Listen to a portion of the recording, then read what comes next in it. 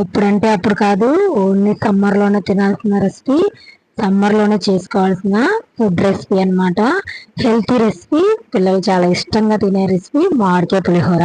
ఎప్పుడు మనం చింతపండు నిమ్మకాయతోనే చేసుకుంటాం కదా, ఒకసారి మామిడికాయతో కూడా ట్రై చేయండి. పిల్లలు చాలా ఇష్టంగా తింటారు, హెల్దీకి హెల్దీ కూడా. సో నేనైతే బాస్మతి రైస్తోనే ప్రిపేర్ చేశాను. ఎందుకు బాస్మతి రైస్తోనే చేయాలి, నార్మల్ రైస్తో చేసుకోకూడదా అంటే చేసుకోవచ్చు. నేను బాస్మతి రైస్తోనే ఎందుకు చేశానో నేను ముందు ముందు వీడియోలో మీకు చెప్తాను. సో ప్రాసెస్ మొత్తం స్కిప్ చేయకుండా చక్కగా వీడియో మొత్తం చూడండి. అదేవిధంగా కొత్తగా చేసుకునే వాళ్ళు కూడా చక్కగా చేసుకోవచ్చు. సో మామిడికాయ ఉంటే చాలు, చక్కగా చేసుకోవచ్చు అనమాట. పిల్లలు కూడా చాలా ఇష్టంగా పుల్ల పుల్లగా తింటారు.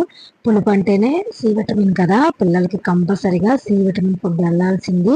సో నాకు తెలిసిన 4 ముక్కలు అయితే మీకు చెప్పేస్తాను, హెల్త్కి ఎంత మంచిదో. సో ఇది డైజెషన్కి చాలా ఇంప్రూవ్ చేస్తుంది, అలాగే స్కిన్కి, ఐ సైట్కి చాలా మంచిది.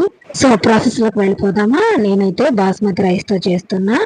సో 2 గ్లాసుల బాస్మతి రైస్ అయితే తీసుకున్నా. ఇప్పుడు నేను మార్నింగ్ టైం చేస్తున్నా, పిల్లలకి మార్నింగ్ టిఫిన్కి అలాగే లంచ్ కూడా యూజ్ అయిపోతుంది. సో బాస్మతి రైస్తో ఎందుకు చేశానంటే, నేను వాడుతున్న నార్మల్ రైస్ మా పొలంలో అనమాట. కొత్తగా మొన్న జనవరిలోనే వచ్చాయి, కొత్త పంట కాబట్టి ఈ అన్నం వండినా చిండిపోయి శుద్ధలాగా అయిపోతుంది.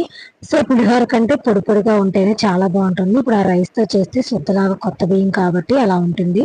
సో నేను ఇప్పుడు బయట నుంచే కొట్లోంచి బియ్యం తెచ్చైనా చేయాలి. సో అదేదో తెచ్చేదేదో బాస్మతి రైస్తో చేద్దామని చెప్పి నేను 1 కేజీ బాస్మతి రైస్ అయితే తెప్పించి వాటితో ప్రిపేర్ చేస్తున్నా. ఇప్పుడు మార్నింగ్ టైం కాబట్టి ఒక 2 గ్లాసులు బాస్మతి రైస్ తీసుకున్నా.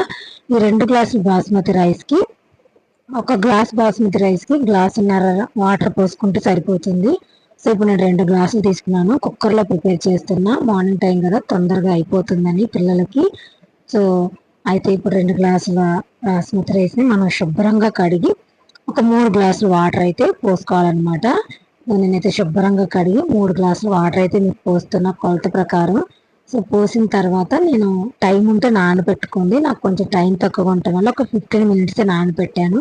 మనం రైస్ కానీ పప్పు దినుసులు కానీ ఖచ్చితంగా నానబెట్టి వండితే చాలా మంచిది. ఎందుకంటే నానడం వల్ల ఆ ధాన్యాల్లో విచ్చుకొని వాటిలో ఉన్న పోషక విలువలు బయటకు వస్తాయి. కాబట్టి కంపల్సరిగా కనీసం ఎంత టైం ఎంత లేకపోయినా సరే కొంచెం సేపైనా నానబెట్టండి. సో నేను మీకు చూపిస్తున్న ఒక పావు గంట నానబెట్టిన తర్వాత కొంచెం పసుపు, అన్నం పొడి పొడిగా ఉండటానికి కొంచెం ఆయిల్ వేస్తున్నా. పసుపు ఓన్లీ పులిహోరకే కాబట్టి నేను పసుపు వేసాను. మీరు మామూలు రైస్కి అయితే వేసుకోవాల్సిన అవసరం లేదు. పసుపు కూడా వేయాలని రూల్ లేదు, జస్ట్ ఆప్షనల్, లేదంటే స్కిప్ చేయొచ్చు. ఎలాగో మనం తాలింపులో వేస్తాం కాబట్టి నేను రైస్లో కొంచెం వేసాను. సో అన్నం కుక్కర్ 3 విజిల్ వచ్చే లోపల మనం మామిడికాయని తురిమేసుకుందామా. సో నేను పుల్లటి మామిడికాయ ఒకటైతే తీసుకున్నానండి, మీకు చూపిస్తాను కదా. మనం తీసుకునే రైస్కి పులుపుని బట్టి చూసుకోవాలి. ఇక్కడ చూపిస్తున్నాను కదా, దాంతో తురుముకుంటే చక్కగా తురుము బాగుంటుంది అనమాట. సో మామిడికాయ శుభ్రం కడిగేసి పైన చెక్క అంతా తీసేసి తురుముకోవాలి. తురుము చూసారా, ఆ విధంగా కాయ మొత్తం చూసుకొని అలా తురుము బాగుంటుంది. ఆ తురుముని డైరెక్ట్గా రైస్లో అయినా కలిపేసుకొని తాలింపు పెట్టుకుంటే బాగానే ఉంటుంది, కానీ కొంచెం పలుకుగా తగులుతుంది కాబట్టి కొంచెం ఆయిల్లో మగ్గబెట్టుకుంటే బాగుంటుంది. సో ఇప్పుడు ఒక బాండీ పెట్టేసుకొని ఆయిల్ వేసేసుకొని, పులిహోర అంటే వేరుశనగ గుళ్ళు కంపల్సరీగా ఉండాలి కదా. సో వేరుశనగ గుళ్ళు ఈగితే చాలా బాగుంటాయి. వేరుశనగ గుళ్ళు వేగిన తర్వాత పోపు దినుసులు, నేను మిక్స్డ్ పోపు దినుసులు వాడతాను, అవే వేసాను. ఇంకా పులిహోర అంటే పచ్చిమిర్చి, ఎండుమిర్చి కంపల్సరీగా ఉండాలి. పచ్చిమిర్చి ఘాటు పెట్టి వేసుకోండి, లేదంటే చిటపట అంట పగిలిపోయి మొహం మీద తుల్లుతాయి కదా. సో నేను ఘాటు పెట్టుకొని వేసుకున్నా. అలాగే కొంచెం ఎండుమిరపకాయలు, అవి మొత్తం వేగేయాలి కదా, కొంచెం బాగా బ్రౌన్గా వచ్చేంత వరకు పచ్చిమిర్చి అవి కూడా కొంచెం వేయించుకున్న తర్వాత కొంచెం కరివేపాకు, పులిహోరకి కంపల్సరీ కరివేపాకు వేయాలి. మీ దగ్గర ఉంటే మునగాకు కూడా వేసుకోండి, మీ పిల్లలకి చాలా మంచిది.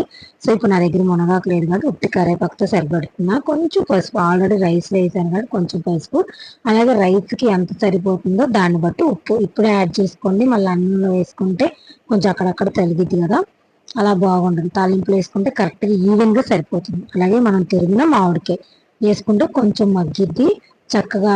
ఆ పచ్చిమిర్చికి ఎండుమిర్చికి కూడా పులుపు పట్టిద్ది, మనం తింటుంటే మంట కూడా ఉండదు అనమాట. సో ఈ విధంగా ట్రై చేయండి ఫ్రెండ్స్, చాలా బాగుంటుంది. ఇప్పుడు కొంచెం మగ్గిన తర్వాత మీకు చూపిస్తున్నా. ఇంకా అంతా అయిపోయింది, పక్కన పెట్టేసుకోవాలి. రైస్ కూడా చూపిస్తా. 3 విజిల్కి చక్కగా పొడి పొడిలాడుతా, అతుక్కోకుండా, ఎందుకంటే కొంచెం ఆయిల్ వేసాం కాబట్టి. లేదంటే మీ దగ్గర ఉంటే కొంచెం నెయ్యి కూడా వేసుకోండి. చక్కగా పొడి పొడిలాడుతూ వచ్చింది, మీకు చూపిస్తున్నాను కదా. చక్కగా వాటర్ కూడా సరిపోయాయి. ఇప్పుడు కొంచెం కొంచెం రైస్ వేసుకుంటా ఆ పులుపుకి సరిపడినంత కలుపుకోవాలి. నేను పెట్టిన రైస్కి ఆ తాలింపుకి ఈవెన్ గా చక్కగా సరిపోయింది. మీకు కలిపి చూపిస్తున్నాను కదా, ఆ విధంగా కొంచెం కొంచెం వేసుకుంటా శుద్ధం లేకుండా చక్కగా కలుపుకోవాలన్నమాట. చూసారా చూడడానికి ఎంత కలర్ఫుల్ గా ఉందో. బాస్మతి రైస్ తో చేశాను కాబట్టి ఇంకా కొంచెం బాగుంది. సో ఇప్పుడు పులుపు అన్నిటికీ పట్టింది. పిల్లలు కూడా చాలా ఇష్టంగా తింటారు. ఇది సమ్మర్ లో తినాల్సిన రెసిపీ. చక్కగా హెల్త్ కి చాలా మంచిది, చెప్పాను కదా. ఇప్పుడు నేను చేసిన రెసిపీ మీకు నచ్చింది అనుకుంటున్నాను. నేను చేసిన రెసిపీ ప్రాసెస్ మీకు నచ్చితే like, share, subscribe. Have a nice day. Bye bye.